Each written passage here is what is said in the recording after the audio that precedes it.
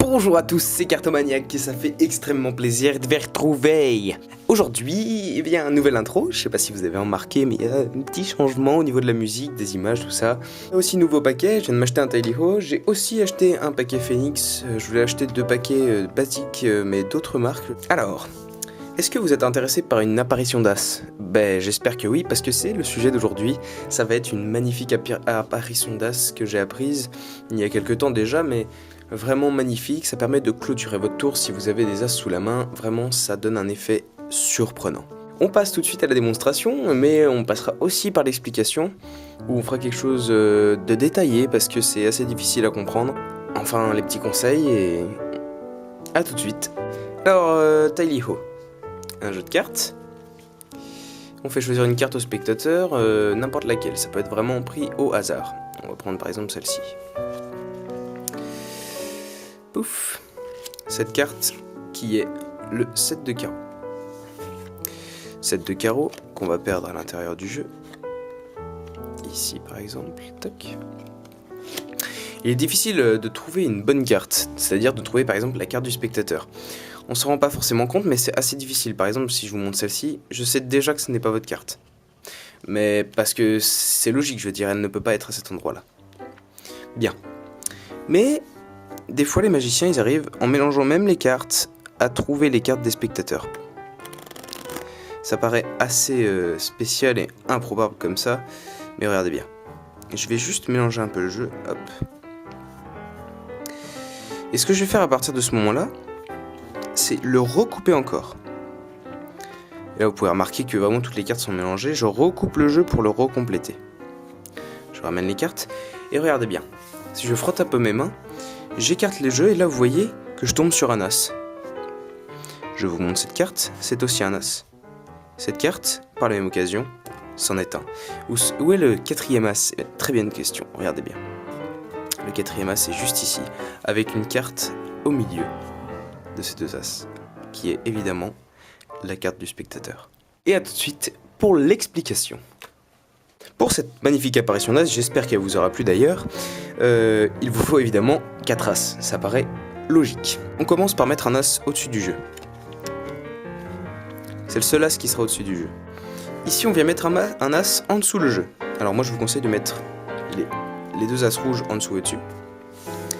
Et là, on vient mettre les deux derniers As face en l'air, à la fin du jeu aussi.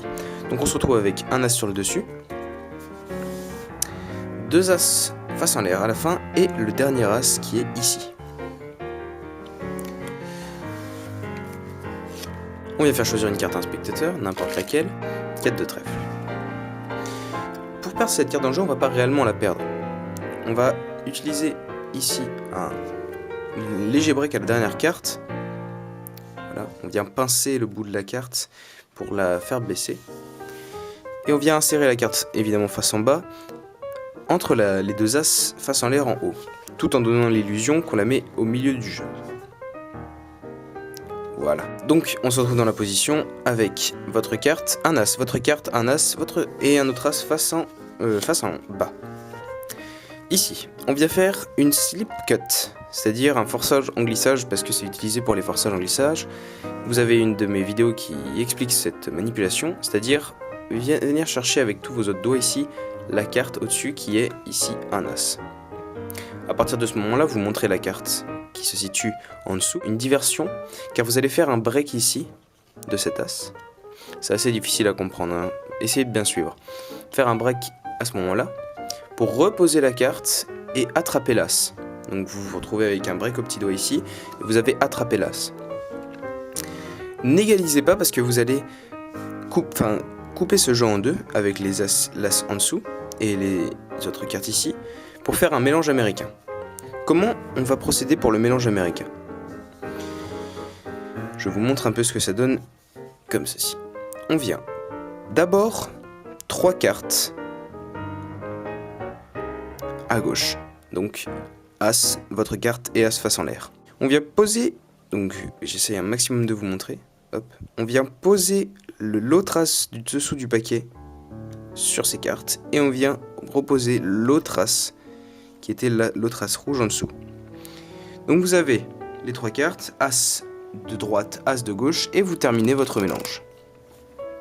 Vous venez hop, pousser le jeu sans finir de compléter, comme ceci. Donc ici, on a un As face en l'air, votre carte, un As face en l'air, qui sont les 3 dernières cartes du même côté, c'est-à-dire ici à gauche. Vous avez un As rouge ici, et un autre As ici.